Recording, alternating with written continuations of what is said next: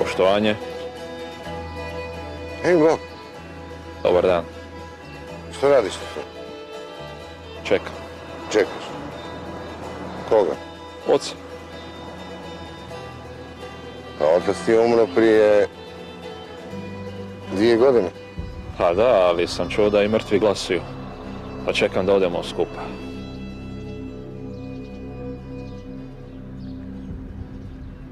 Vidiš.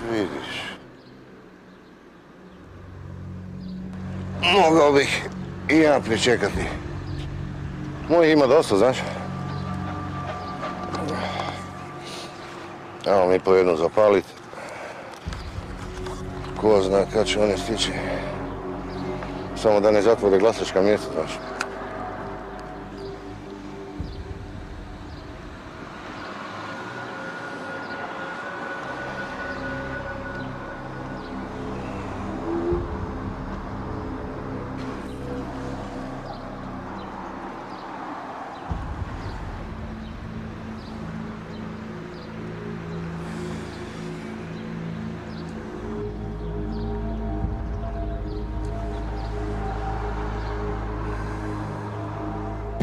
Hvala lijepo.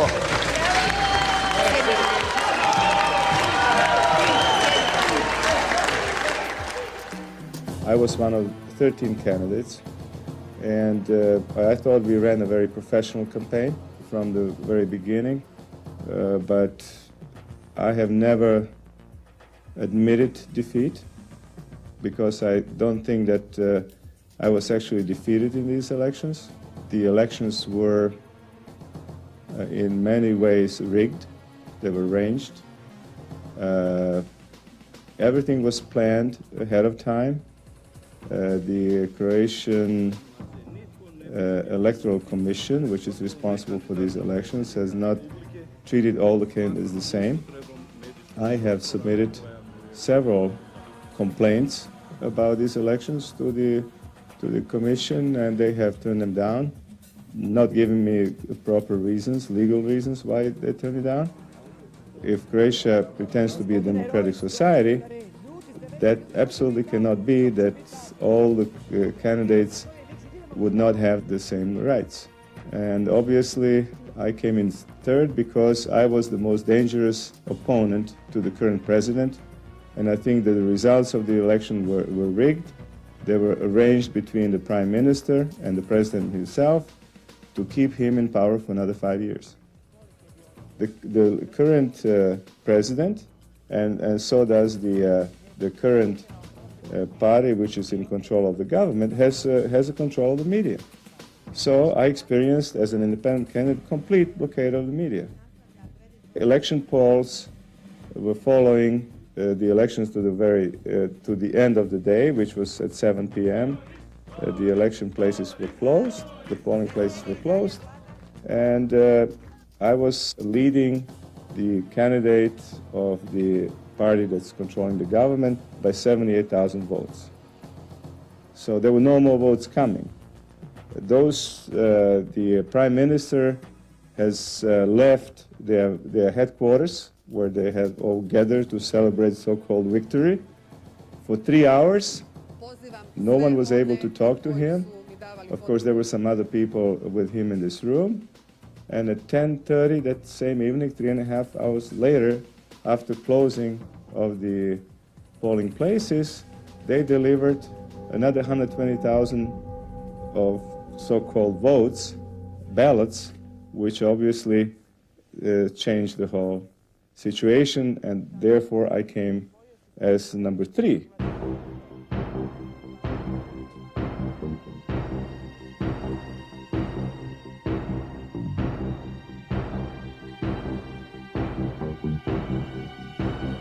Kako ih nije strah uzeti nečije? Ma tu oteto, prokleto, ovako i poručiva.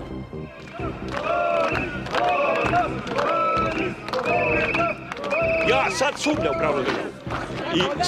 I ne samo pravnu, ona nema ni P od pravne države. Ali mi svi zajedno možemo napraviti je vrlo brzo pravnu državu.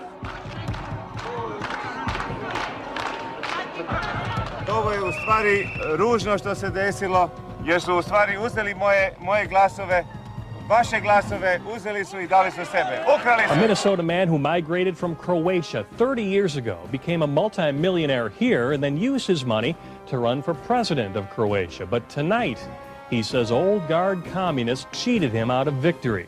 Mikhailo Medina live in St. Paul with more on this. Mikhailo? This is where Boris Mikcik built his multi-million-dollar company from scratch. He's kind of Croatia's version of Ross Perot, except he nearly won. Tonight he's on a plane back to Croatia because he believes the presidential election was rigged. So I didn't concede, I did not accept the results, and I'm going to fight all the way to the end. Boris Mikcik in Minnesota Saturday, Croatian flag close to his heart, planning an international challenge, still fighting to be Croatia's next president. Mikcik used more than $1 million of his own dollars to run an American-style campaign. The official results, 2 percentage points away from the runoff. Mikcik says the results are fraud. When you see this thing reverses on you, and you see this a big, huge lie, I was in a state of shock. The 55-year-old migrated to Minnesota 31 years ago, started a chemical company out of his own home. Now it's one of the largest in the world. Governor Pawlenty even awarding him on a success. Mikcik says he fulfilled his American dream and had a dream for Croatia. I wanted to do something for my country. But it hasn't been easy or safe. They embedded explosives in my tires of my car. That's just one of 3 attempts on his life since campaigning. Still tonight, he goes back, fearless, fighting. You know, Croatia paid with blood for our independence 15 years ago. I'll make sure that this is done all the way to the end. I'm a man on a mission, and my mission is to change this situation that we have in Croatia, this stagnant situation where, you know, politicians are having all of these conflicts of interest.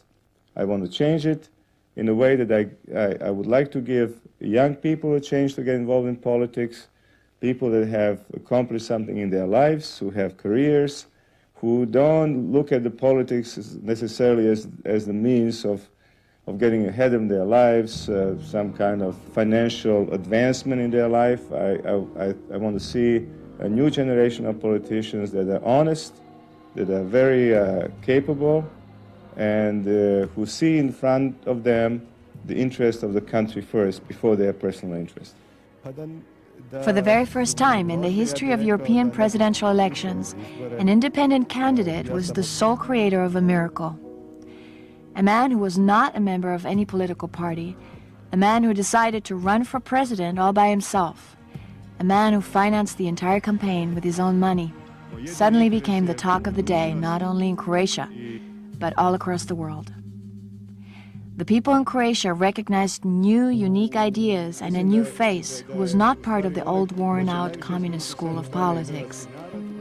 That is the exact reason why they voted for him. Who in the end is Boris Mikcik? Presidential candidate who was certain that the election was stolen from him? According to numerous non-governmental agencies and various other independent sources, there were more people who voted than registered to vote. I have the moral victory is because I've proven to all of the people in Croatia and outside Croatia, it was followed also by European media as well, that independent candidate can make a difference. Boris Mikcik, president and CEO of Cortec Corporation in St. Paul, Minnesota, is being recognized for his life work in the field of corrosion science as an expert in the development and application technology of organic corrosion inhibitors. A native from Croatia, Mr. Mikcik came to the United States in 1974 and established his own company in 1977.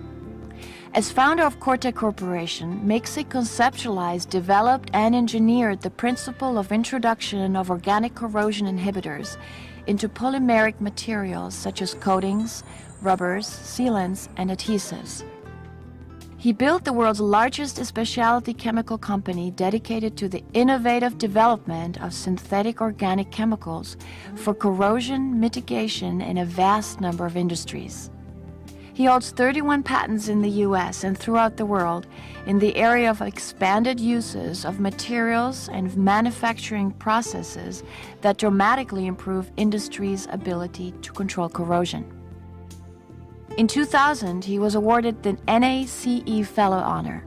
He obtained his mechanical engineering degree from the University of Zagreb, Croatia, postgraduate research at the University of Minnesota, and a mini-master's in manufacturing systems from the Department of Engineering, University of St. Thomas, St. Paul, Minnesota. I was born right after the World War II in one area of Zagreb which is called Trešnjevka, which is like Bronx of New York. It used to be a blue-collar neighborhood. The life was very difficult. My dad was an economist, my mother was a teacher. They had to suffer in their careers, of course, because it was not possible to have advancement in their careers because they were never willing to trade their belief for the job and also to become member of the Communist Party. My dad was very busy trying to make a living for our family. And as I grew up, I guess I got closer to my mom, obviously, because she was a really kind person and with a lot of understanding and patience, which I needed in those days. But since we lived under very, very poor conditions, in one room, 3 of us, that was our kitchen, that was our everything that we had, you know, we just learned to be very pleased with what we had. Schools as well as universities at that time were loudly celebrating Yugoslavian communism. Students would very rarely be taught anything about Croatian history. Through my relatives, through my parents, I actually learned the real truth about Croatian history and what actually happened. And that probably made me a little bit more vulnerable in a surrounding of people that belonged to the Communist Party. And of course, I've seen my father and my mother suffer so much in their lives. As an excellent student, Boris was immediately accepted into the Film Academy of University of Zagreb. But so when I told this to my dad, he said, well, you know, son, I mean, that's a great idea, but I'm not going to allow you. And in fact, I'm not going to support you if you want to, if you choose this career. If you want to become an engineer, you can stay in this little apartment. Boris graduated from the University of Zagreb with a degree in mechanical engineering. During this time, in the early 70s, Croatians loudly voiced their growing disapproval against the Serbian communists, who gained control over all of Croatia. The heart of the rebellion was at the University of Zagreb. That was the period of the Renaissance, I think, of the entire society. And I guess the most of the momentum and the free spirit that was kind of coming out of people actually happened mostly with young people at the University of Zagreb. I was towards the end of my university years there. I was actually already graduated all my classes. It was full of idealism, hope was there, and we were also supported by the leaders of the Communist Party in Croatia, because the leadership has changed in the meantime. Of course, that was not something that would Tito or the Belgrade regime would eventually approve of, and that's the reason why it was crushed in 1971, and it was called the Croatian Spring. For my decision to leave Croatia was the end of the Croatian Spring. To me, that was like there was no hope. There was no light at the end of the horizon. While still in Croatia, he received the letter of guarantee for the entry into the United States, as well as his first job from 2 Americans with whom he became friends. I will never forget when we actually crossed the border to Austria. I had a fake passport on me, and my wife, of course, she came by legal means. And then I looked at those mountains behind me, the old Yugoslavia behind me. I kind of looked back and I said to myself, well, that's probably the last time you're going to see them. And that's how immigrants left Europe, you know. That was the old way of leaving. Once you leave, you never come back. Because, of course, I was not able to come back for about 15 years, having been involved in this movement of Croatian Spring, and then later being active on the political scene in the United States, organizing all of the movements against communist regime in Yugoslavia. Boris arrives into the United States with his first wife, Olga, who was pregnant at the time, bringing with him only $37. But he arrives in America while it was in the midst of a recession. I had two choices, either to leave, to go back, which was not a choice, obviously. There was not an option. Or second thing was to start something the American way. So I decided to start my own company, to do something that I thought I could offer to my customers, good products, and really work on improving technology, which was then just at the very beginning in those days. Environmentally friendly chemical products. I thought there was a great future for that. Boris names his company Cortec. It was way too early to really have a huge company, something that's produced on a large scale. His very first product is created in a garage. I mixed the chemicals there in a garage. Usually I would do the production over the weekend. On Monday, I would jump in my car, drive to Chicago someplace, see my customer, maybe sold them some product, maybe sometimes I couldn't. It depended. My golden rule, which still is a golden rule of my company, is the rule 20-20-20. 20% growth in production every year, 20% new technologies, and 20% reduction in cost. And it sounds like kind of optimistic, but I think it can be done. And there are companies that were much more successful than Cortec, like Apple Computer and Microsoft and people like that have been able to grow much faster. But in our industry, which is more conservative, that growth was sustainable.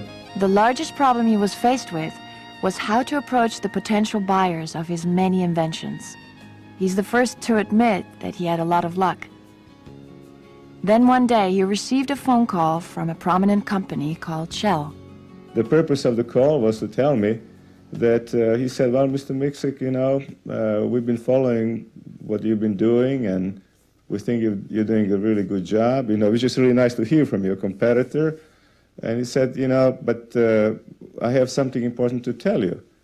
Shell, in our corporate restructuring, has decided to leave this business of corrosion protection.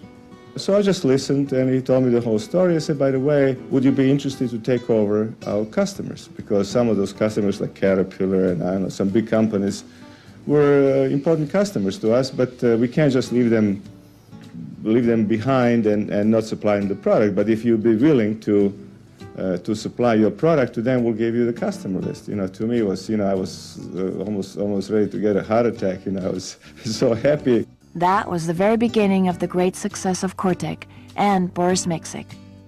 From that moment, Cortec has been growing steadily. The main resource of the company are the people, people and technology. Just recently, one of the main chemical magazines have chosen our company as one of the most successful companies in medium-sized companies in the chemical business in the United States.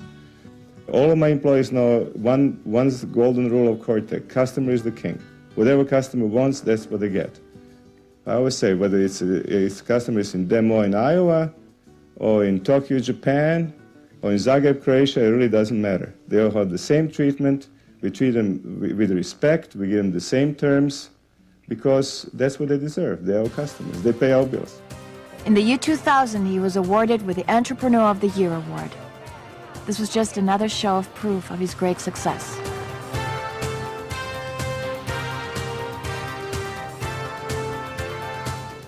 Cortec is made up of 4 factories in which the most up-to-date technology is used in manufacturing. At the company's laboratories, along with the experts who are always present, very often many well-respected American professors visit.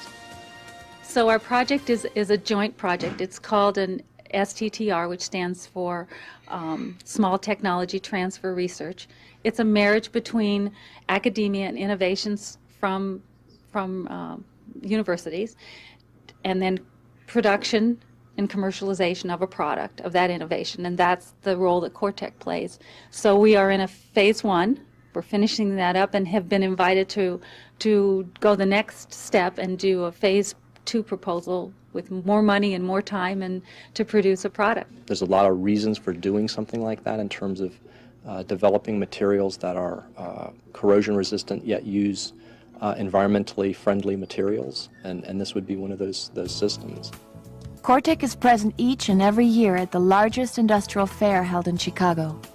It is important to say that Boris has always invested a lot of his money and attention in his own research. Also, it is important to note that Boris has 31 of his own registered patents. This is the world's largest exhibition relating to manufacturing plants, production. It's bringing in new technology every year from all over the world. There are Koreans, there are Japanese, there are people from Europe, of course American, because you know, Chicago is the center of manufacturing, not only in the United States, in North America, and also in all over the world. All of the major plants are located here.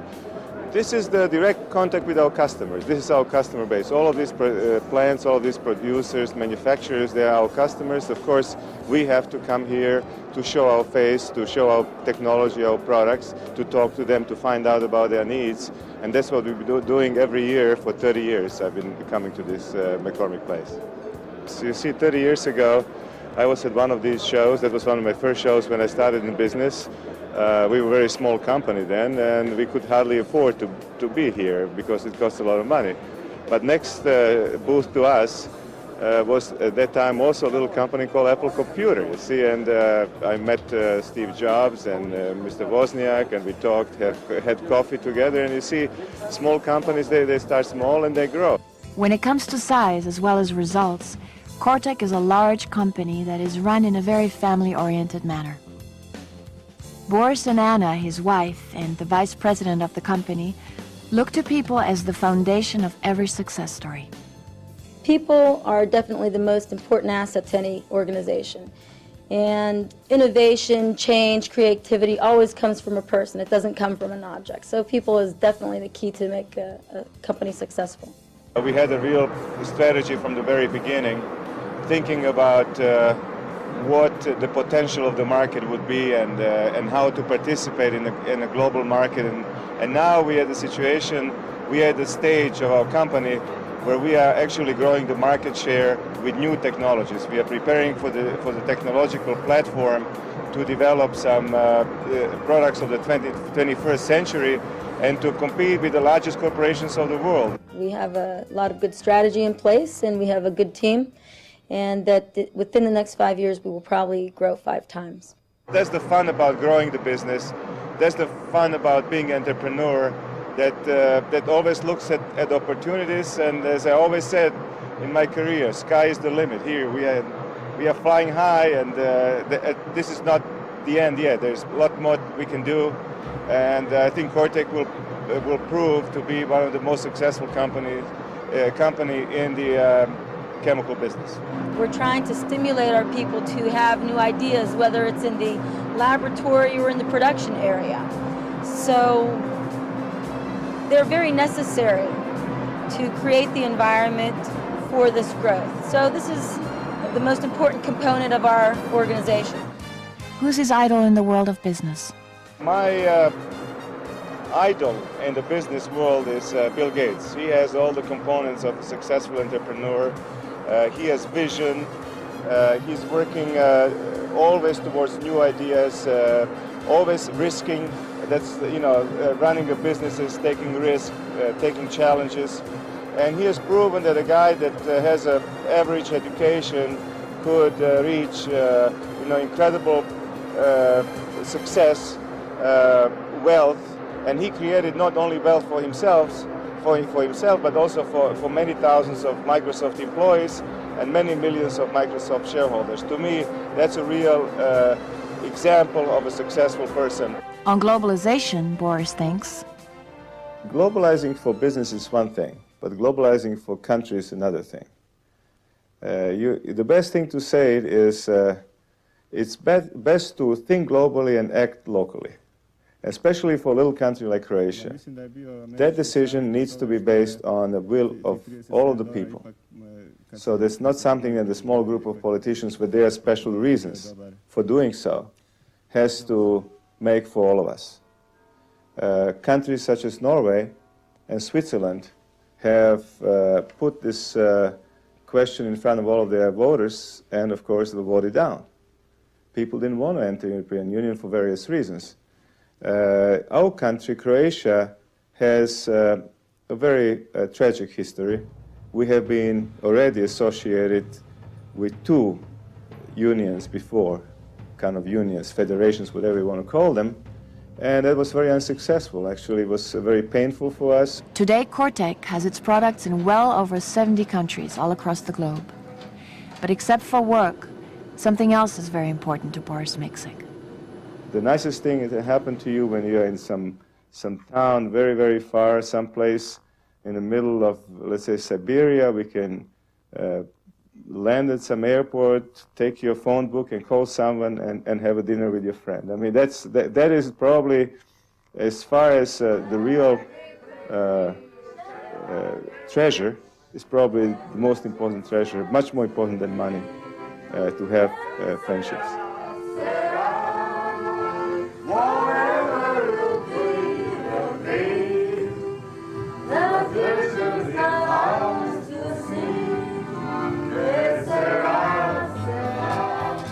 Boris is always on the move. He's a man of many hobbies, some of which are fishing, sailing, skiing. He's also a keen collector of old cars, one of which seen here was driven many a time by Marilyn Monroe.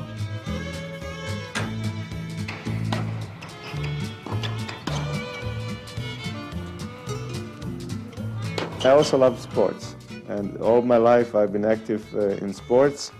That gives me the energy, that gives me the focus that I need, and the competitive spirit that I need. Boris has a son and a daughter from his first marriage. He was not the type of a father who would ever force his line of work onto his children. He was very driven, and he put me in a lot of sports and things like this. You know, he was just a very driven man. Yeah. No, I just, ever since I was a kid, I had a passion for art and music and film and stuff like that. And that's something that I just believe in, and I know that my father did well in his beliefs, things that he wanted to do in his life. So I feel like, you know, I still have to push it, and I still can live my American dream as well.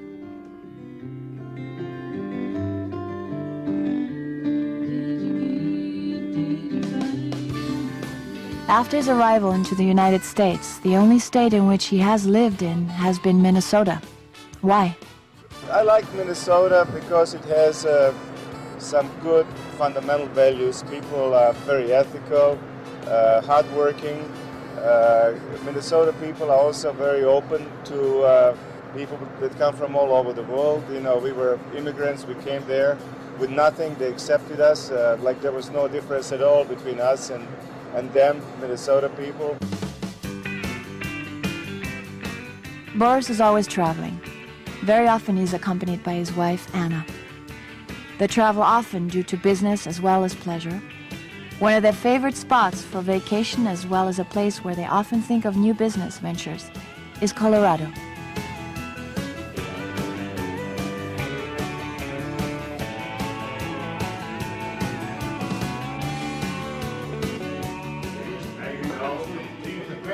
This, to me, is the real America. That's why I like to come back here every time when I have the opportunity, because these mountains, this freedom, this is where it all started, the Wild West. I always, as a kid, enjoyed the Western movies, John Wayne, and this is coming back in my past, in my childhood.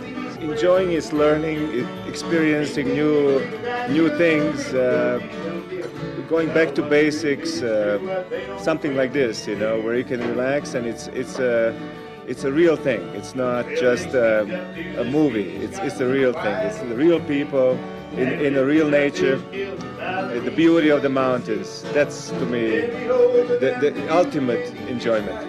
Boris Miksik even wrote a book titled The American Dream, in which he went into great detail describing his difficult road, which ultimately led him into the realization of his dream.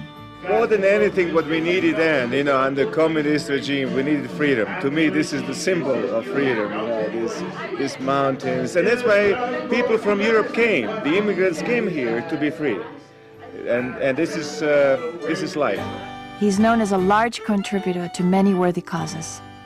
I've realized not everything is in the career, not everything is in the wealth and you know, the comfortable life.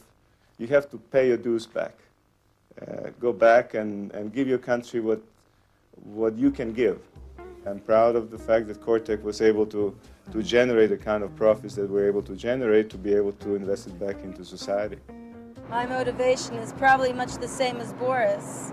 We feel compelled to help people because we've been blessed so much. The money is not what drives me in my career at all. I have never been, in a way, impressed by the power of money. I'm impressed by the power of mind. I'm impressed by the power of new ideas, by the power of innovation. And giving back is a natural thing for me because I was poor for almost half of my life. Therefore, giving back to the society, to the community, is a very important part of the corporate American. That's what I learned here in this country.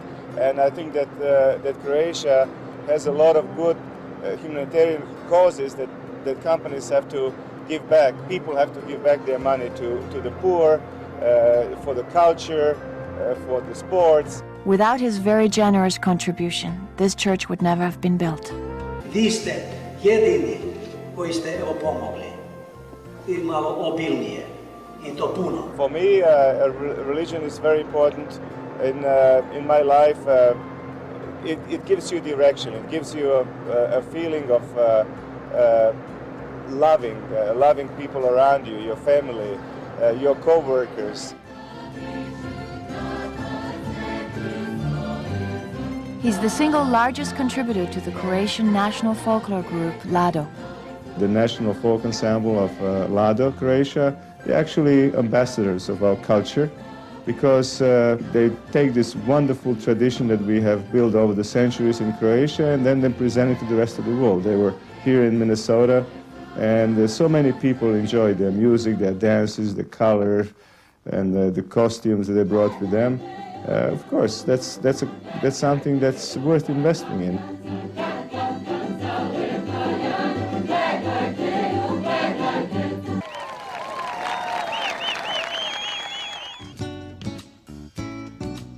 Because of his long-standing pro-Croatian lobbying all across the United States, as well as his many contributions to many humanitarian causes for the people of Croatia, Boris Mikšić was awarded the title of an honorary consul of the Republic of Croatia. That honor has been given to me by President Tuđman. At that time, there was only an embassy in Washington, D.C., and we had a consulate in New York, and going west from there was nothing. So there was a big territory for us to cover from here in St. Paul, a very important function. Our mission was to increase the image of Croatia, which was very low in those days. Following the controversial results of the elections in Croatia, in February 2005, the president of Croatia, Stipe Mesić, decided to revoke his title.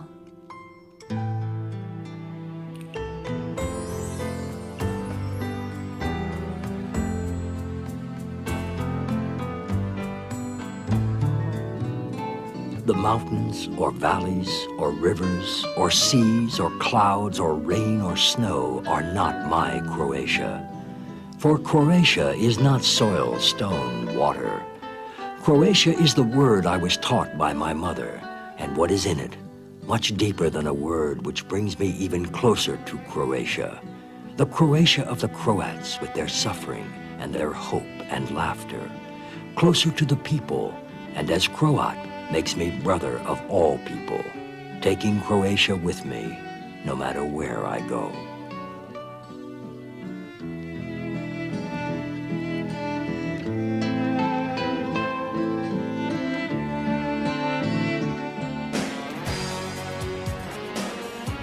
Croats, although not very numerous, gave a tremendous amount to the creation of the success of the America we're familiar with today.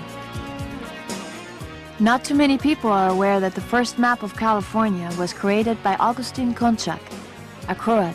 The fact that fishing and the growth of the wine country in the Napa Valley has begun largely by Croatians from Dalmatia also goes unnoticed.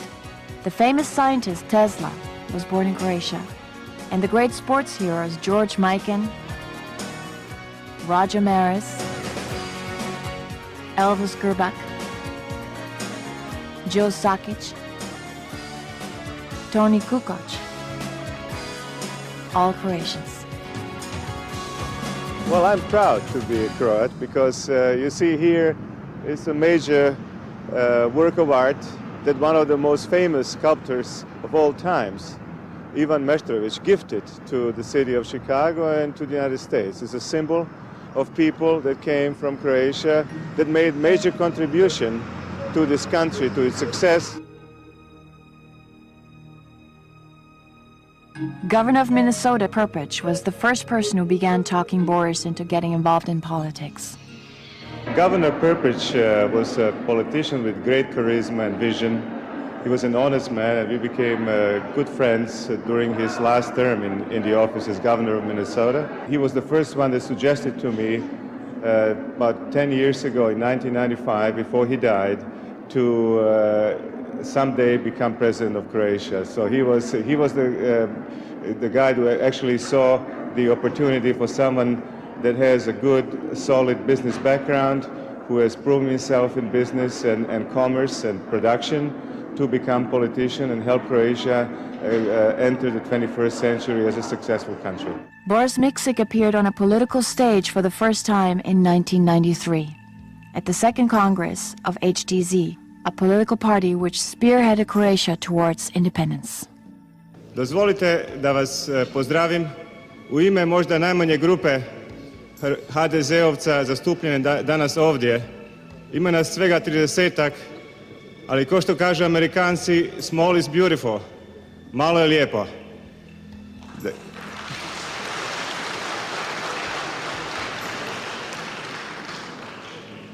Who is his political idol? I was most impressed by President Bill Clinton, who to me was an example of a statesman, president of a country with a lot of charisma. And then President Reagan, of course, who was a big visionary, who had a vision of making the United States the most successful country in the world, and he did it. And to me, those were the two best politicians of modern times. Going back to our little world, our little Croatia, I have great respect for President Tuđman, who is actually George Washington of Croatia, who is the father of our nation. Without his vision and his wisdom, we would never have the freedom that we enjoy today. Boris decided against the forming of a new political party, choosing instead to open a company which will concentrate on political marketing and the promotion of his political views. I learned tremendous amount. I learned that you have to be really prepared to take the reality of what we have in Croatia, the fact that the system is still not fully developed as a democratic system. On the paper it is, but in fact, because of the political parties that rule the country and their special interests and all of that, obviously the independent candidate has to be very, very, I would say, careful, and he has to be very tough in fighting, and I thought I proved that I could fight to the very end. I'm a fighter, I'm not a loser, and I'll continue my fight because I think my people expect me to do that. Croatia needs a chance to find its way in the future, to become successful in its own core values, that are values that Croatian people have in their souls, in their hearts, and then, and only then, based on the will of the people, to make the decision whether to enter the European Union or not. We have always been a part of Europe. Right now we have free trade with all of European countries, so there are no barriers. We have a huge opportunity there. We have countries that's pretty much clean and virgin and beautiful, which we can turn into a place that every European would like to come and visit. We have Croatian brands that then we need to present to the people of the entire world. What does he want to bring from America to Croatia?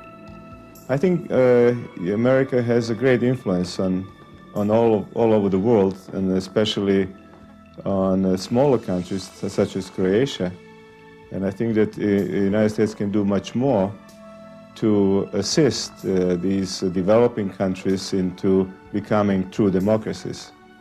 I think there is much more interest on behalf of the American politicians to get involved in affairs of smaller countries and of the entire regions like Middle East. I think that's a good policy, that's a good trend. What does he think of the present-day politicians in Croatia?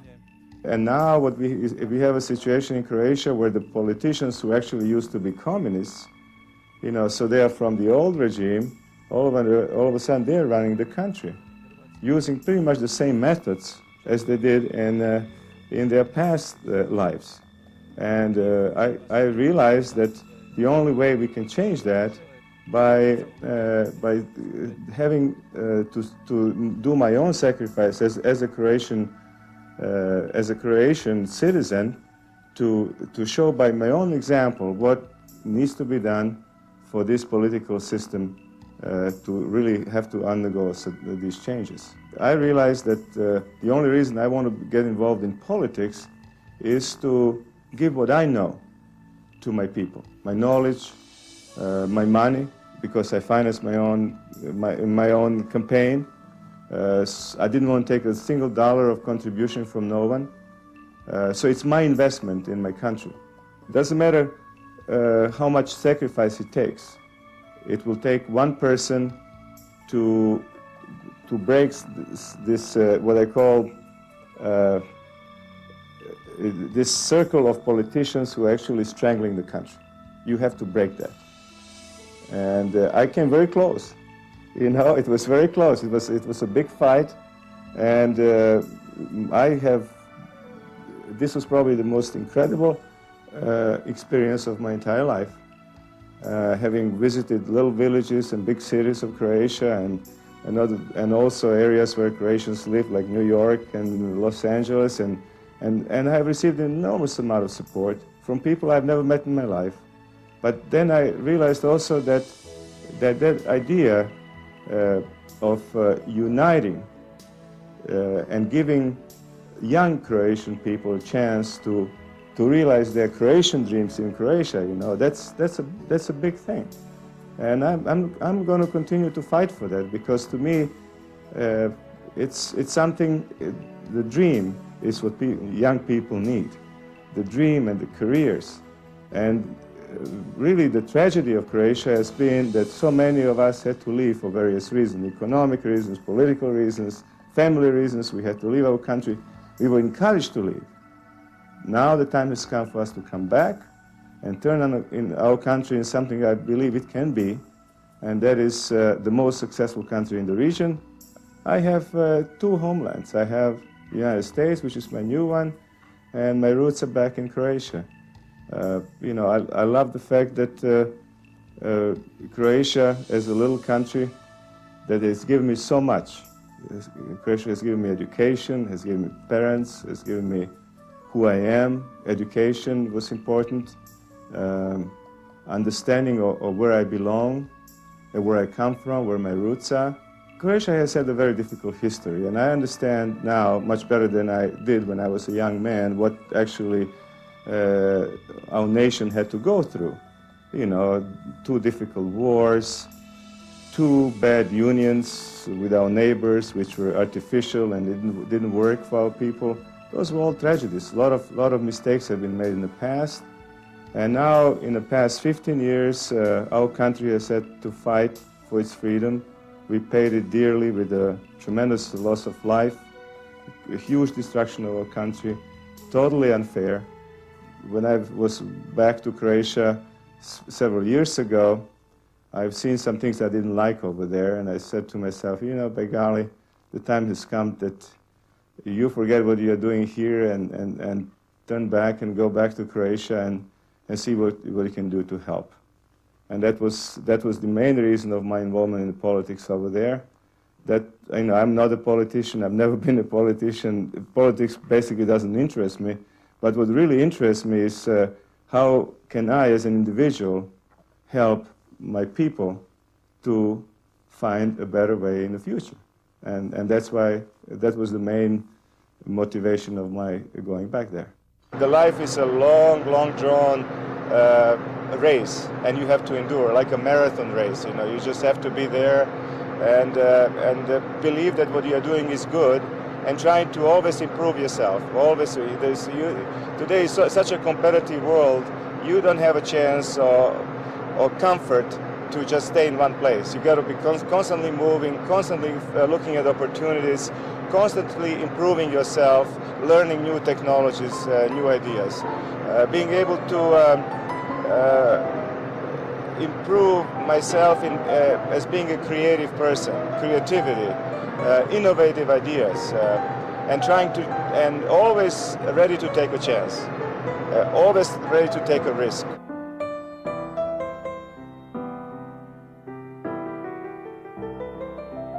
Art is something that makes me, in the morning, makes me feel better. You know, I look at some of these old works of art, and I feel that, hey, there is another day in front of me.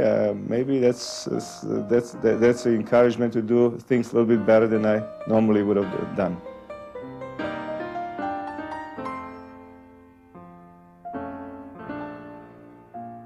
Love is a deep emotion, something that I'm not afraid of expressing. I'm a person that I think, you know, can express emotion freely. Love is understanding. Love is tolerance. Love is support. And more than anything, love is the closeness that two people have to each other.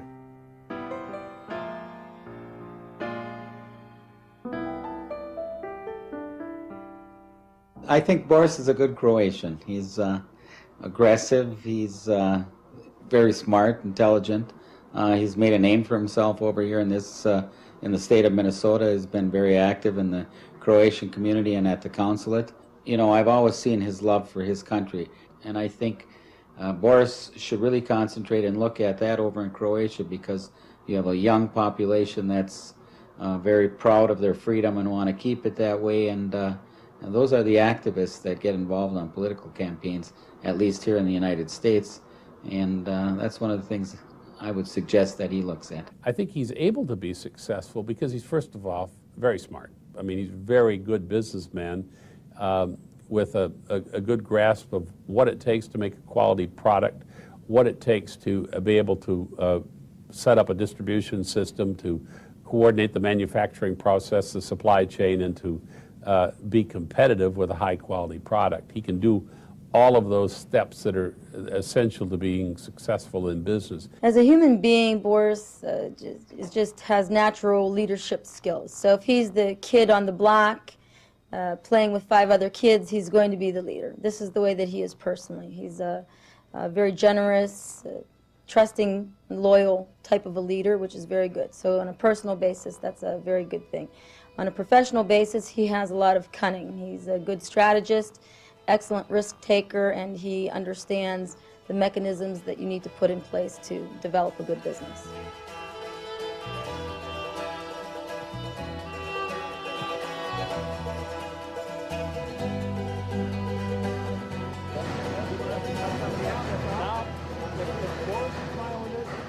Something that I have learned in my career here in the United States, my life here, is to be open, to be frank, to contribute, not to take. What President Kennedy said, you know, don't think about what country can do for you, but what you can do for your country. I mean, this is the key for the American success, and this is what I have taken in my heart from the United States, and I will have it in my heart forever, for as long as I live.